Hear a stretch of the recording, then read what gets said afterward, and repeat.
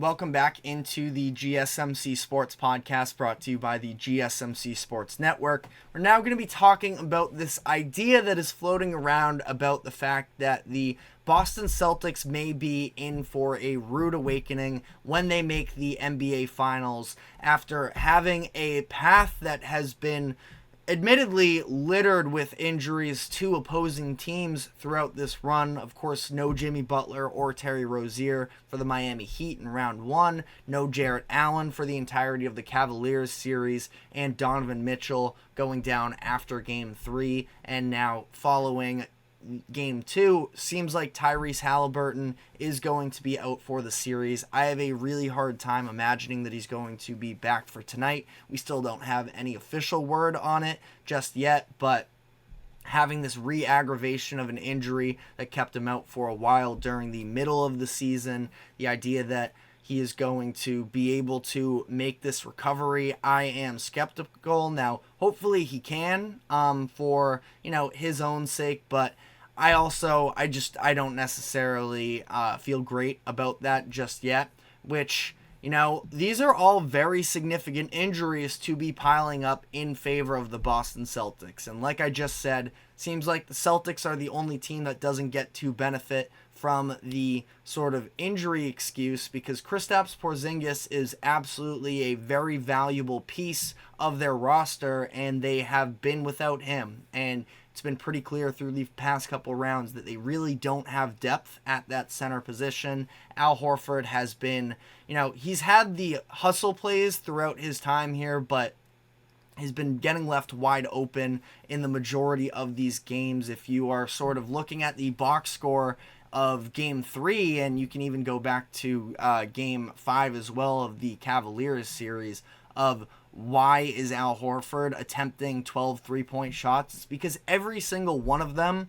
was open just about, because, when you are facing a team as talented as the Celtics are, something has to give. And that has been for these other teams for the most part. We saw it really kick in during this Cavaliers series, that they just were going to live with Al Horford making threes and, just sort of hoping for the best. And Horford struggled from three in a lot of the games, but he's had these two massive performances in both the closeout game in Cleveland and on Saturday night against the Indiana Pacers. So, that's something that, again, has been big for them in some of these moments, but the clear lack of center play has been something that has made things more difficult for the Celtics. And on the idea of difficulty, it's interesting how, everybody's saying the Celtics haven't been tested up to this point, but they have played in a few close games. There was one against the Cleveland Cavaliers that they ended up winning by 7 points, and that was the game 4 matchup, and that was their closest margin of victory up until this Pacers series, where twice the Pacers have pushed the Celtics to the edge, and not just that, but had leads late in these games that the Celtics were able to come back from.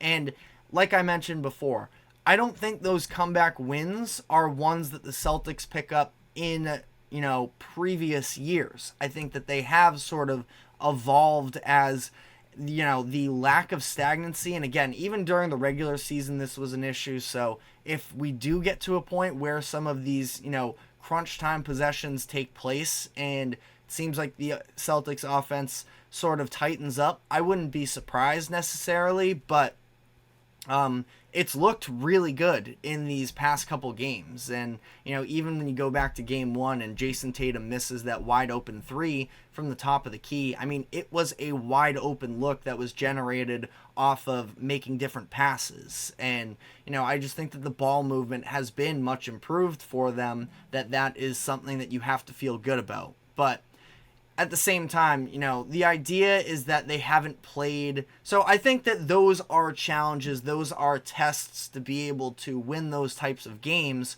where the idea is, the Celtics, no team in NBA history, really, for the most part, is going to fully dominate every single game throughout a playoff run. There are just going to be games where, like Jaylen Brown mentioned, they're going to hit shots, and they're going to hit tough shots. And, especially in 2024 with the level of 3-point variance, it's just impossible, I think, to be able to, go on this flawless postseason run. The Nuggets were probably the closest to it last year, but, for the most part, there are going to be instances where even if you are the better team, you're going to be down in a ball game like that, and the way that the Celtics have been able to respond, I think, is huge for them. But all of that being said, they still haven't played necessarily some of the level of competition of these contenders in the Western Conference, where it was being said that the Nuggets and the Timberwolves were, the de facto Western Conference Finals. I think I said that directly. Other people were going as far to say that those are the best two teams in the league and that was essentially the NBA Finals. But as we've clearly seen since then, the Dallas Mavericks are in a prime position themselves to be able to, take this 3-0 series lead against the Timberwolves, and they're probably headed to the finals. They had to face off against a number 1 seeded Oklahoma City Thunder team. So the Western Conference, there's no denying the fact that it is much more loaded than the East is.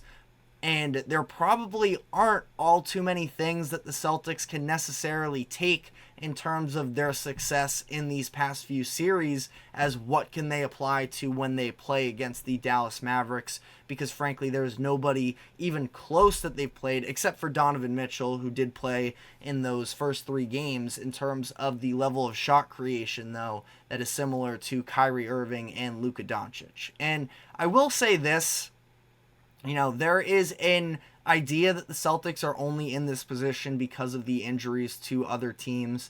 I don't, subscribe to that mindset. The Celtics were going to win every single one of those series in my eyes anyways, and it's unfortunate for the players, but it's almost slightly unfortunate for the Celtics as well that, again, not that they care about narratives necessarily, but that they weren't able to sort of take down these teams at their bests for the sake of approval for fans, which ultimately, like I mentioned, at the end of the day, they do not care about whatsoever.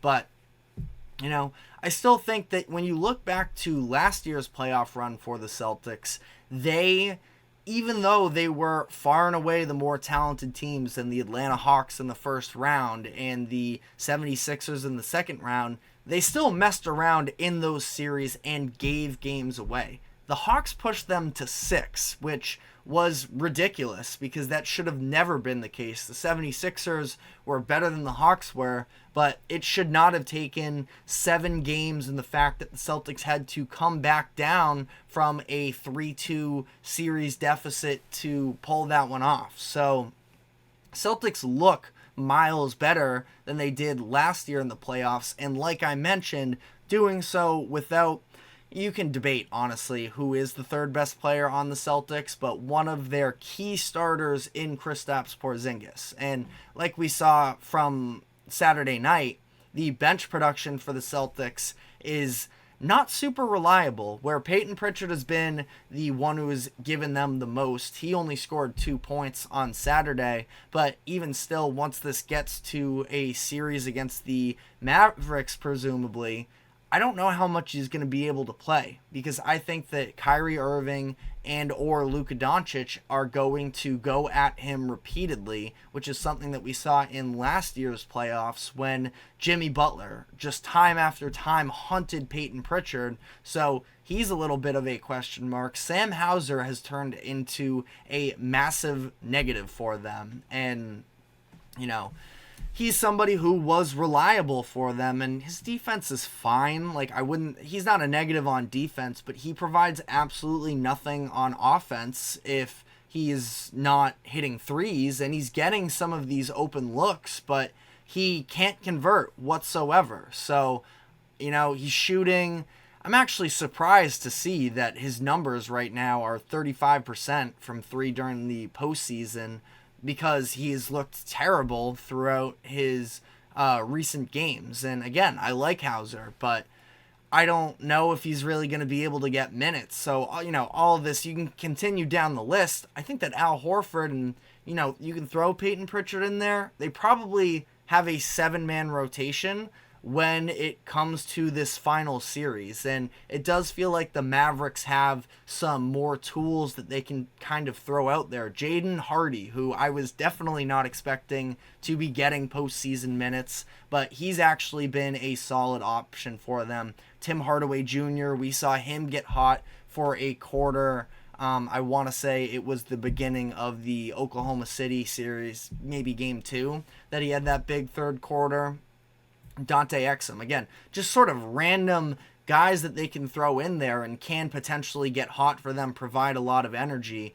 I don't think the Celtics are all that deep. So, in terms of, is this a wake-up call for the Celtics? It's going to be their hardest opponent, absolutely. But I don't think it's going to be this, punch in the mouth type of, situation where the Celtics are going to be so unprepared for the Mavericks because of the fact that they've had to play some of these other teams that haven't been at 100%.